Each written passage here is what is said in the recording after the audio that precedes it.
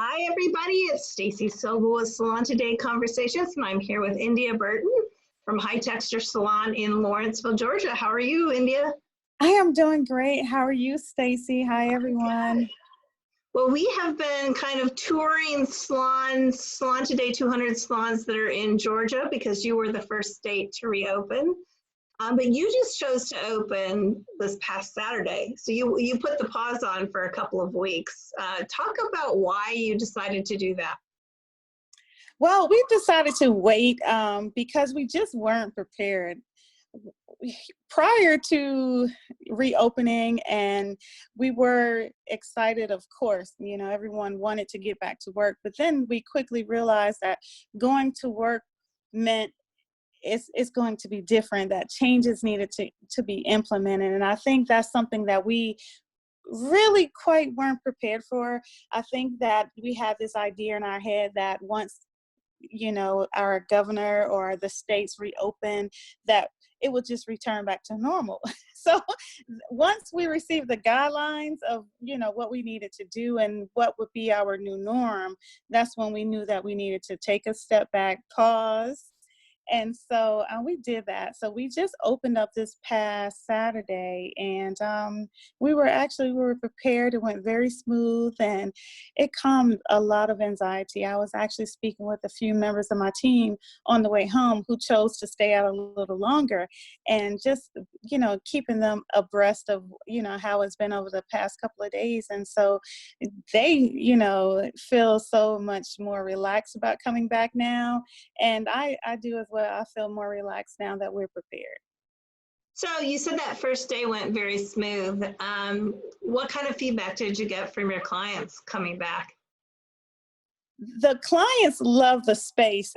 Ironically, the clients love the space in the salon. So normally we have 8 stations. And so we took that down to 4. We, of course, applied distance, 6 feet distance in between each station, as well as our dryer area. We apply 6 feet space in between our dryer chairs and our dryers. So the clients love the space. In addition to that, I wanted to do something a little special for not only our stylists as they were coming back, but also for our clients. So we repainted, and we decided, we normally had gray walls, and although I love my gray walls, we decided to go with white just to brighten up the space. We know that being that people have been indoors for the past few months, we wanted to do something that was going to feel very bright and uplifting and spacious when they walked in. And so we changed the colors of the salon just a little. And so we've been getting a lot of positive feedback about the space and just the brightness, overall brightness. Well, probably not only, makes it a brighter space, but I know clients have a heightened sense of cleanliness too. And a white space it may not be more hygienic, but it seems like it's clean. So, you know what? I did not think of that. We didn't think about it from that standpoint. We were just thinking about the brightness, but you are right, because white does look cleaner. And I would say that it does. It's just very bright in there now. So your clients are mostly have naturally curly hair, and you're a texture. It's in your name. It's a high texture salon. What were they missing the most? What were their hair challenges while you were closed, and how did you help them? Just caring for their texture.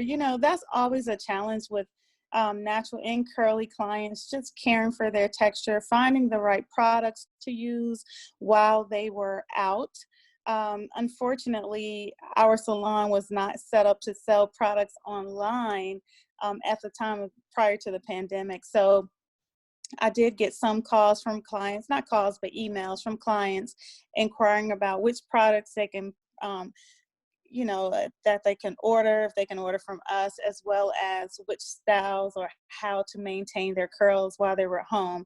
Some of our clients, we do very few braids, very few weaves. However, those clients generally, once they have their service, they're usually good for a month or so. So we didn't get too much from them, those clients, but mostly our clients with the curly and textured hair, they were the ones who needed the feedback on which products to use, as well as how to maintain their hair while they were home. Tips for maintaining their curls while they're home. Yes, yes. Yeah. So when you came back together, how did was your team anxious? How did they feel after the first day? We were excited. So we started, just to test the waters, we decided to just take 3 of our full-time stylists, and they came back first. So that's what started on Saturday. And once we got in there, we were just so excited to see one another. I mean, we all wanted to run and hug naturally, but we didn't. So we did a lot of air hugging, and just overall excited. It felt good to be back at work doing what we love to do, and excited and just anxious. And so once we got past that anxiety moment of, we had to implement new rules, new guidelines. So of course, once we got past how that would feel, then it became second nature. It wasn't much of a difference from what we normally do. The only difference is, of course, that we're implementing would be taking temperatures as well as face coverings and asking our clients to remain in the car to kind of control the flow of clients in the salon at once. And so if you just had started off with 3 of your people coming back, how are you integrating the other ones in over time? Are they going to be split shift, or are they every other day, or how are you going to work that with the space restrictions? We're going to do both. So we're coming back just like the state. I kind of modeled the states with the phase 1 and phase 2. So that was our phase 1. I wanted to bring a few of our full-time stylists who were ready to come back. So I brought them back first. And then on June 1st, we are bringing back some of our part-time people. So right now we're just operating on 1 shift, and then we're alternating days off. And so once I bring back some part-time people, they will probably work evenings and some weekends. And until we're back fully staffed, and hopefully by that point, we're hoping to be able to run on 7 days again. Prior to this, we were running 7 days with 2 shifts. Wow. Yeah, that's, you got a long way to get back to that, right? So Yeah, but I'm pretty confident. That was one of the things that we were anxious about, is how would it feel? Are the clients coming back? How do they feel? And we were surprised after talking with our clients on Saturday. They were very relaxed. They were very comfortable with coming back. And so I think it's going to recover and revamp. I have really good feels about that. I really think that within a few months, if not weeks, we will probably be somewhat where we were. I would say at least 60% of where we were. that's great. So there were a lot of missed appointments during the time that you were closed. So how did you prioritize who got in when? I'm still doing that. Secret appointments now. Who gets them first? Well, actually what I've been doing all along is trying to control that. So as we were canceling clients, we were rescheduling them. So Okay. Many of them at the time we called them, they rescheduled right away. Some of them decided to wait so the ones who were already scheduled, of course, they have the priority.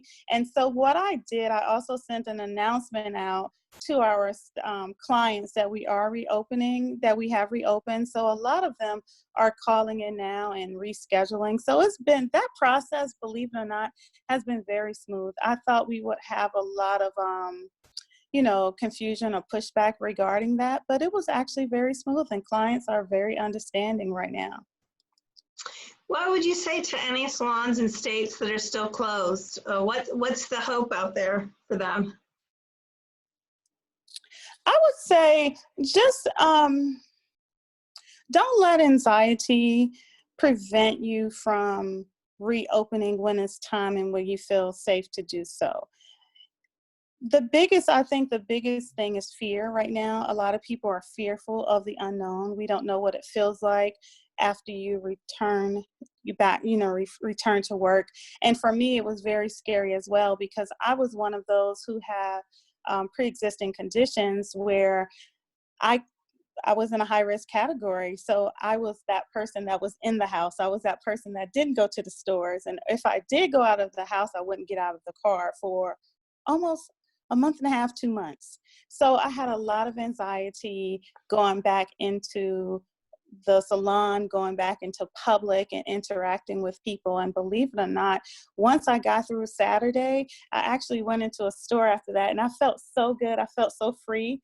And so, and the clients are pretty much feeling the same way. It's just all of us are going through a lot of anxiety right now because of the unknown. So I would say, of course, you want to return with caution. You want to make sure you have the right safety protocol in place. But once you have all of those things and you feel comfortable and confident, go ahead and, start rebuilding, because eventually we have to get out there and we have to rebuild, safely, of course, but we have to start somewhere. Right, exactly. Well, India, thank you so much for being on with me today and telling us how it is for your salon and your stylist and your clients. Thank you for having me. It's been awesome reopening, and I can't wait to see what's in store for us and for our industry. I'm ready for us to bounce back and look back at this, and we all have a good laugh next year at the Salon 200. It might take a while, right? Hope. Yes. Thank you so much. Yes, thank you for having me again. Have a great day. You too. Bye-bye. Thanks. Bye.